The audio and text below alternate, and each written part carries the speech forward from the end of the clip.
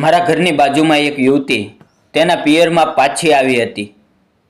તેના પતિએ તેને એમ કહીને ઘરેથી કાઢી મૂકી હતી કે તે બહુ જાડી છે, પણ હકીકતમાં તો તે દેખાવમાં ખૂબ જ સુંદર હતી અને દિલથી પણ ખૂબ જ સારી હતી.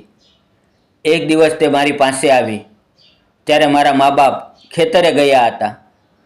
તે મારા માટે મેથીના પરાઠા લઈને આવી હતી. અમે બંને બેઠા અને સાથે ખાવા લાગ્યા. વાતો કરતાં કરતાં અચાનક તે રડવા લાગી. તો મેં તેનો હાથ મારા હાથમાં લીધો અને મિત્રો, મારું નામ દીપક છે. મારી ઉંમર 32 વર્ષની છે અને હું એક નાનકડા ગામમાં રહું છું. અમારી પાસે થોડી જમીન છે. તે જમીનમાં હું મારા બાપુજી સાથે ખેતી કરું છું. થોડા દિવસથી હું જોઈ રહ્યો હતો કે મારી પડોશમાં મનીષા તેના પિયરમાં પાછી આવી હતી અને તે ખૂબ ઉદાસ દેખાતી હતી. તેની તબિયત પણ બગડેલી લાગતી હતી, પણ ખેતીના કામના કારણે હું લગભગ 1 અઠવાડિયા સુધી તેની પાસે જઈ ન શક્યો. મનીષાને હું નાનપણથી જ મિત્ર હતા. મને તે હંમેશા ગમતી હતી, પણ આ પ્રેમ માત્ર એક તરફી હતો. મનીષાએ મને ક્યારેય મિત્ર સિવાય બીજું કંઈ માન્યું જ નહોતું અને મેં પણ મારી લાગણીઓ કદી તેની સામે વ્યક્ત ન કરી. છતાં પણ આજે મને તે બહુ ગમે છે. હું વિચારી રહ્યો હતો કે તે સાસરિયામાં પાછી કેમ જતી નથી. આ જાણવા માટે હું એક દિવસ તેના ઘરે ગયો. હું જ્યારે ત્યાં પહોંચ્યો ત્યારે તે રસોડામાં કામ કરી રહી હતી. તેની માએ મને બેસવા માટે કહ્યું અને ત્યારે જ મનીષા રસોડાની બહાર દરવાજા ઉપર આવી અને મને જોઈને એક નાની સ્મિત આપી. પણ એ સ્મિત સાચું નહોતું. એમાં કોઈ આનંદ નહોતો. એ સ્મિત જબરદસ્તી લાગતું હતું. પહેલાં મનીષા ખૂબ હસતી અને ખેલતી હતી, પણ હવે એ હાસ્ય ક્યાંક ગુમ થઈ ગયું હતું. થોડા સમયમાં તે મારા માટે ચા લઈને આવી. ત્યારે તેની મા બોલી, હું ખેતરમાં જાઉં છું, તમે બંને થોડી વાતો કરો. અને મનીષા હંમેશા નારાજ રહે છે, તું એને થોડું સમજાવજે, એમ કહીને તે ખેતરમાં ચાલ્યા ગયા. હવે હું અને મનીષા બંને ઘરમાં એકલા હતા. મેં તેને બોલાવી. તે ધીમે ધીમે મારી પાસે આવી. મેં કહ્યું, મનીષા, તું સાસરીએ પાછી કેમ નથી જતી અને તું આટલી ઉદાસ કેમ છે? તારા ચહેરા પરથી પૂરી રીતે ખુશી ગાયબ કેમ થઈ ગઈ છે? તે છોકરી, મેં તેનો હાથ પકડીને કહ્યું, મારી તરફ જો. એણે મારી તરફ જોયું અને તેની આંખોમાં આંસુ આવી ગયા. પછી એ રડવા લાગી અને રડતા રડતા બોલી, મારા લગ્નને હવે 2 વર્ષ થયા છે. શરૂઆતમાં બધું ઠીક ચાલતું હતું. મારો પતિ અજય મને બહુ પ્રેમ કરતો હતો, પણ ધીમે ધીમે બધું બદલાઈ ગયું. મારી તબિયત બગડવા લાગી. મારું વજન વધી ગયું. તેને આ ગમતું નહોતું. તેને પતલી અને સ્લિમ પત્ની જોઈતી હતી. મારા જાડાપણાને કારણે એણે મારી સાથે ખરાબ વ્યવહાર કરવાનો શરૂ કર્યું. તેના મિત્રો અને સગા પણ મારી મજાક ઉડાવવા લાગ્યા અને તે મને ત્રાસ આપતો, મારપીટ કરતો. તેણે મને ઘર બહાર લઈ જવાનું પણ બંધ કરી દીધું, કારણ કે એને લાગતું હતું કે લોકો તેનો મજાક ઉડાવશે. આ બધાની વચ્ચે એણે બીજા લગ્ન કરી લીધા. પછી તો એને મારી તરફ નજર ન આવતી. મારા સાસરિયામાં મારો ખૂબ ખરાબ હાલ થવા લાગ્યો. 1 અઠવાડિયા પહેલાં તે મને પિયરમાં મૂકી અને ચેતવણી આપી કે જો હું પાછી સાસરિયામાં જઈશ તો એ મારી સાથે ખૂબ ખરાબ કરશે. એણે તો એક વખત મને કૂવામાં પણ ધક્કો મારી દીધો હતો. જો હું જોરથી બૂમો પાડી ન હોત તો ગામના લોકો બચાવવા પણ ન આવ્યા હોત. તેની વાત સાંભળીને મારું દિલ તૂટી ગયું. મારી બાળપણની એ ખુશ મિજાજ મનીષા હવે પૂરેપૂરી તૂટી ચૂકી હતી. તેણે કહ્યું કે હવે તે ક્યારેય પણ સાસરિયામાં પાછી નહીં જાય.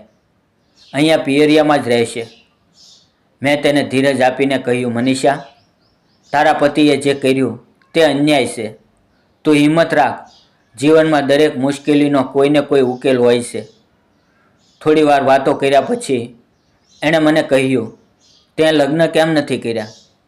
મેં મજાકમાં કહ્યું, મને કોઈ છોકરી આપનાર જ નથી.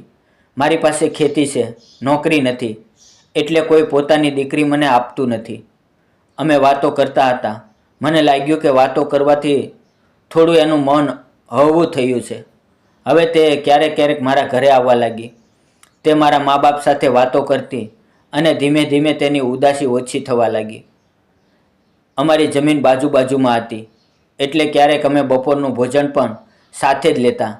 તેની સાથે વાતોમાં સમય કઈ રીતે વીતી જતો તે ખબર જ ન પડતી. મારા દિલમાં તેના પ્રત્યેનો પ્રેમ કદી ઘટ્યો નહોતો.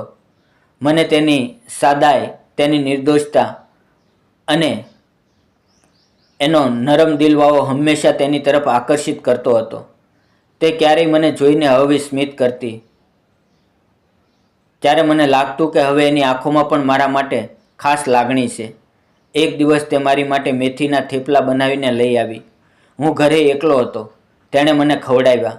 મેં તેના મેથીના થેપલાની પ્રશંસા કરી ને કહ્યું, તારા હાથનો સ્વાદ અદ્ભુત છે. તારા પતિએ તારી સાચી કિંમત ક્યારેય જાણી જ નથી. આ સાંભળીને તેની આંખોમાં ફરી આંસુ આવી ગયા. મેં તેના આંસુ લૂછ્યા. મને લાગ્યું કે હવે મારી લાગણીઓ છુપાવવી યોગ્ય નથી અને તેનો હાથ પકડીને કહ્યું, મનીષા, હું તને નાનપણથી જ પ્રેમ કરું છું. તારા લગ્ન પહેલાં પણ કરતો હતો, પણ ત્યારે કશું મેં કહ્યું નથી. મારી લાગણી હંમેશા એકતરફી રહી છે. તારી વિદાય સમયે હું અંદરથી તૂટી ગયો હતો. તું મારા દિલમાંથી ક્યારેય ગઈ જ નથી. મારી વાત સાંભળીને મનીષાએ મને ગળે લગાડી લીધો. તેની આંખોમાં ખુશીના આંસુ હતા. તેણે પૂછ્યું, ખરેખર તું મને એટલો પ્રેમ કરે છે? મેં જવાબ આપ્યો, હા, આજે પણ હું તને એટલો જ પ્રેમ કરું છું. આ પછી મેં મારા મા બાપને વાત કરી.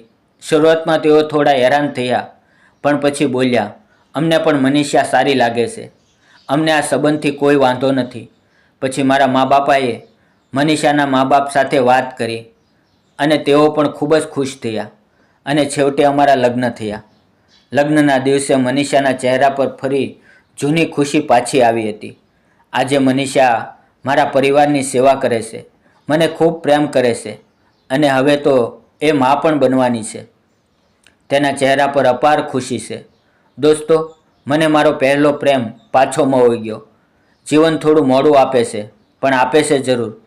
મિત્રો, યાદ રાખજો, જીવન ક્યારેય પૂરું નથી હોતું. ક્યારેક દુઃખ, દગો કે એકલતા હોય, પણ એ અંધકારમાંથી સાચો પ્રેમ, સાચી ઓળખ અને સાચો સાથી મળે છે. મુશ્કેલી આવે ત્યારે કદી હાર ન માનો. જીવનને એક નહીં પણ અનેક મોકા આપજો. ઘણીવાર જ્યાં અંત લાગે છે ત્યાંથી જ નવી શરૂઆત થતી હોય છે. મિત્રો, વિડીયો પસંદ આવ્યો હોય તો વિડીયોને લાઇક અને ચેનલને સબસ્ક્રાઈબ કરવાનું ભૂલતા નહીં. મિત્રો, વાર્તામાં આવેલા નામ, પાત્ર અને ઘટના ફક્ત કાલ્પનિક હતા. તેનો કોઈ પણ વ્યક્તિ, જાતિ કે ધર્મ સાથે સંબંધ નથી. આ વિડીયો ફક્ત મનોરંજન અને શૈક્ષણિક ઉદ્દેશથી બનાવવામાં આવ્યો હતો. વિડીયો પૂરો જોવા બદલ આપ સૌ મિત્રોનો ધન્યવાદ. મિત્રો.